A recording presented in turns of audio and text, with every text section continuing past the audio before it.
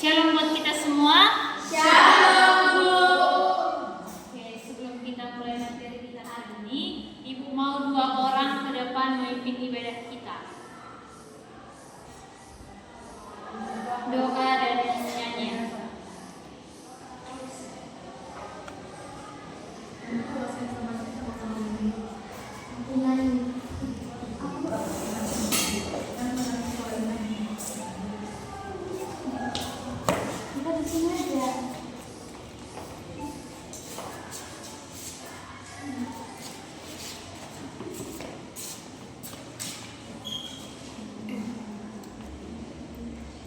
Teman-teman, mari kita bernyanyi.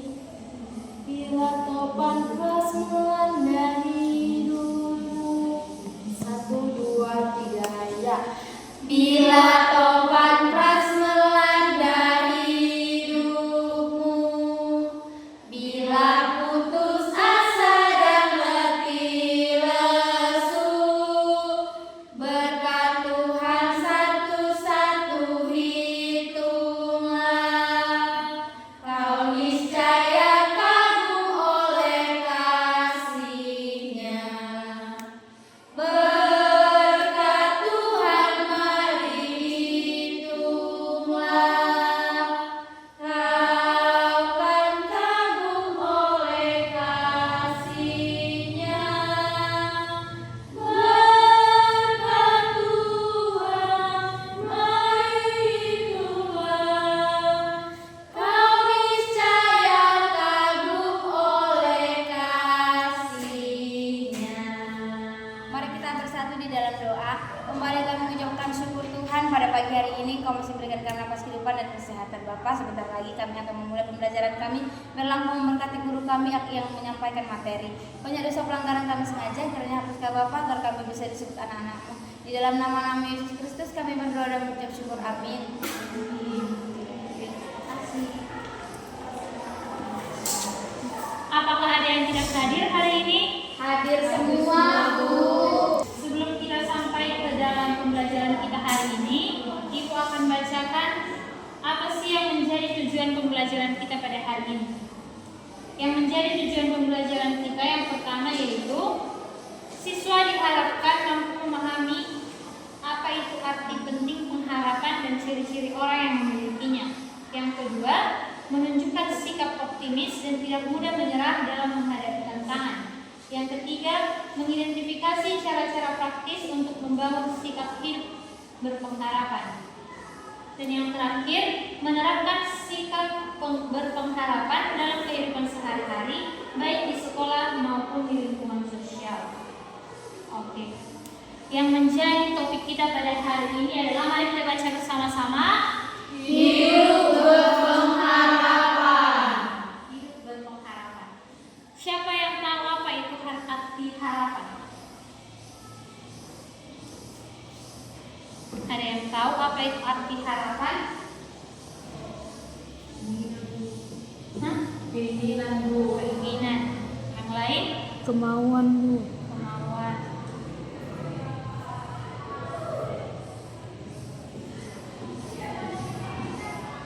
Apa itu harapan? Jadi harapan itu adalah sesuatu yang kita tunggu atau inginkan terjadi di masa depan. Misalnya seorang siswa punya harapan bisa lulus ujian dengan baik, atau seorang petani berharap tanamannya tumbuh subur. Harapan itu membuat kita tidak mudah menyerah. Ibu mau tanya, siapa di sini yang punya harapan? Saya, Bu. Elsa, apa harapanmu?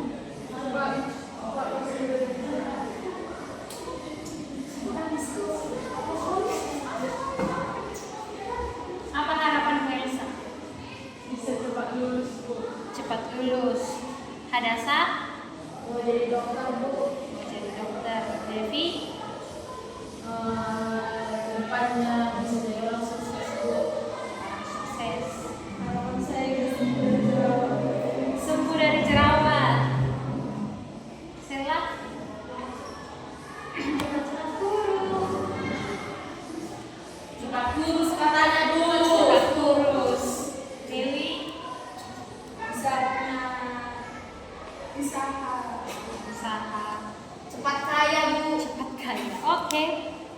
Enggak ditanya. Ya Kesha. Banyak duit Bu biar bisa check out di Shopee. Aku Bu, aku Apa ya Kesha? punya uang yang banyak.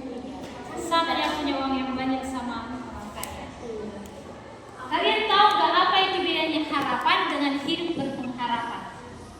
Tidak Bu. Tahu. Devi, apa itu harapan dan apa itu hidup berpengharapan? Kalau harapan itu sesuatu keinginan kita, tapi kalau berpengharapan itu kita berpegang teguh pada janji. Iya betul.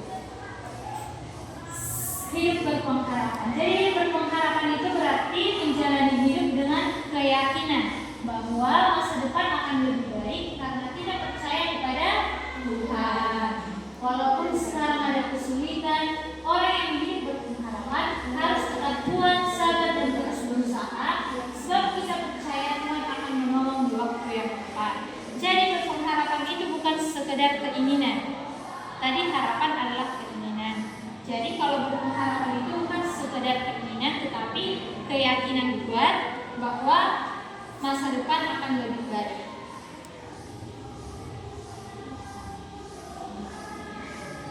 Kenapa harapan itu penting? Coba dibuka Alkitabnya. Siapa yang bawa Alkitab? Saya Bu.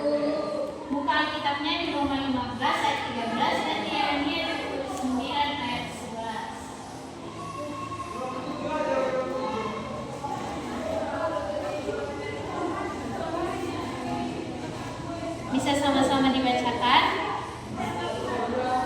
Sudah dapat? Sudah Bu. Oke, mari kita sama-sama membacakan Roma 15 ayat 13. 1, 2, 3, ya. Semoga Allah sumber pengharapan memenuhi kamu dengan segala sukacita dan damai sejahtera dalam iman kamu, supaya oleh kekuatan Roh Kudus kamu berlimpah-limpah dalam pengharapan.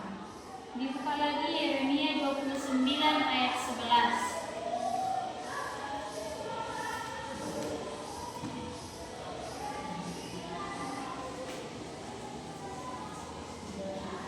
Sudah Bu. Oke, silahkan dibaca.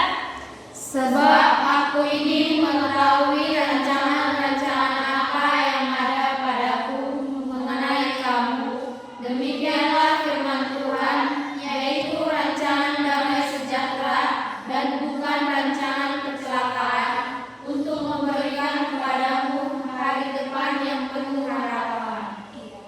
Jadi kenapa harapan itu penting? Yang pertama, harapan itu memberikan kita semangat hidup. Orang yang berpengharapan itu tidak mudah menyerah. Yang kedua, menolong kita tetap kuat dalam masalah. Jadi kalau kita punya harapan, kita itu tidak mudah putus asa. Kita memilih untuk tetap kuat karena kita percaya di depan sana pasti akan lebih baik. Yang ketiga itu mengarahkan langkah hidup. Orang yang punya harapan itu tahu apa tujuan hidupnya. Dia punya tujuan. Yang terakhir, mendekatkan kita kepada Tuhan. Orang yang berpengharapan itu percaya bahwa Tuhan punya rencana indah dalam hidupnya. Yang selanjutnya, bagaimana sih ciri-ciri orang yang berpengharapan? Bisa kita baca bersama-sama. Yang pertama, Tidak mudah menyerah atau berputus asa, selalu bersyukur, memiliki tujuan, berani menghadapi tantangan. siapa di sini yang pernah berputus asa? Saya Bu Berputus asa karena tidak masuk sekolah negeri Bu. mau sekolah negeri. Ini ya kain negeri. Oh iya sekolah. Gagal Bu. Gagal. Tas ya. Ada tak? Sama kayak Devi Bu, nggak masuk sekolah negeri. Iya. Jadi orang yang berpengharapan itu menganggap kegagalannya itu sebagai pelajaran, bukan memilih untuk menyerah. Orang yang berpengharapan itu juga berani menghadapi tantangan. Dia tidak lari dari masalah yang ada. Oke, selanjutnya ibu mau kalian membentuk kelompok yang terdiri dari 3 orang. Setiap kelompok terdiri dari 3 orang. Yang ini satu kelompok, Natasha sampai Devi satu kelompok, Devi, Sela sama Devi satu kelompok.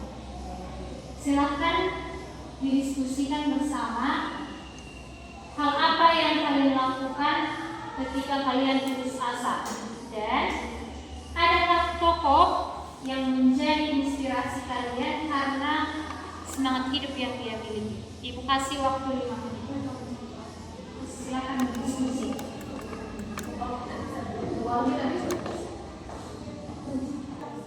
Oke, sudah? Sekarang Ibu minta perwakilan tiap-tiap kelompok menyampaikan jawaban mereka. Silakan. Kelompok siapa duluan? Dewi, Bu. Oke, silakan Dewi. Di sini.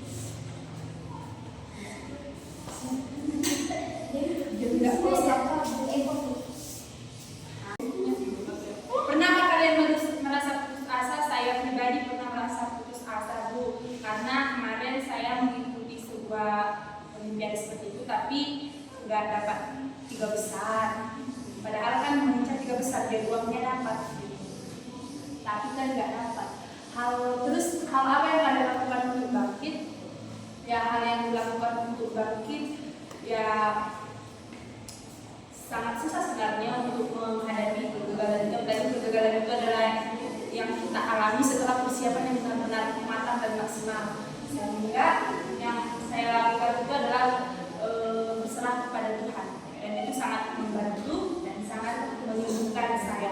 Nah, tokoh fiksi atau nyata yang menginspirasi kalian karena semangat hidupnya ada, Bu, tapi ini lebih ke tokoh fiksi.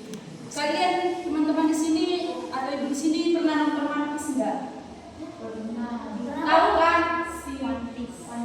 Tahu kan Podcast The Ace yang abangnya si Luffy? Oh, enggak tahu. Itulah, saya sangat suka sekali dengan dia. Karena apa?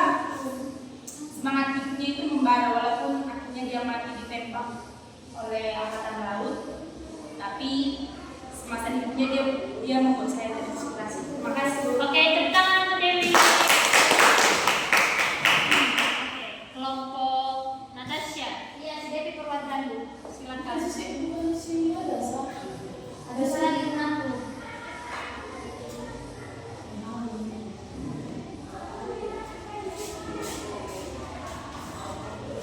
Baik, saya mewakili dari kelompok. Tujuh apa sama itu? Soalnya Kelahan gimana? Baik, saya mewakili dari kelompok 2. Pernahkah kalian merasa putus asa? Tentu pernah. Kemarin Bu, saya pernah mengalami penurunan ranking pada masa SD. Nah, hal apa yang saya lakukan untuk bangkit? Di situ saya belajar berpikir untuk mengejar ketertinggalan saya, karena kemarin saya berpikir untuk belajar pas gak waktu jenazah, tapi belajar keseharian pun saya semakin giat. Nah, adakah tokoh fiksi atau yang menginspirasi kalian tentang semangat hidupnya? Ada, yaitu saya. oke, terima kasih Devi. Tepuk tangan untuk Devi.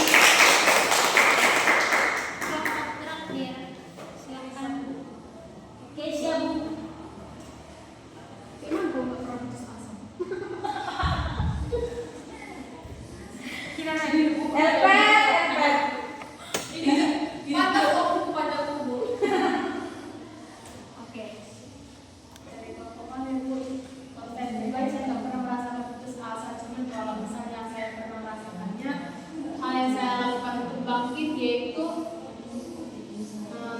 berdoa. Lalu saya membaca Alkitab tentang perjalanan hidup para tokoh-tokoh Alkitab yang pernah merasakan seperti saya, dan yang menginspirasi saya merasakan semangat hidupnya yaitu seperti semua tokoh Alkitab juga. Oke, terima kasih Elisa. Tepuk tangan dari. Oke. Dari semua tadi cerita, semuanya pasti pernah mengalami keputusasaan.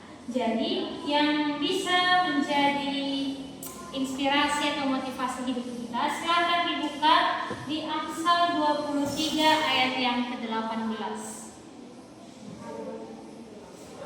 Amsal pasal 23 ayat 18. Sudah? Mari kita baca bersama-sama. 1, 2, 3, ya. Karena masa depan sungguh ada dan harapanmu tidak akan hilang. Jadi ayat tersebut bisa menjadi pegangan hidup kita, apalagi ketika kita merasakan putus asa. Oke, demikian materi kita pada hari ini. Ibu mau satu orang lagi menutup pembelajaran kita dengan doa.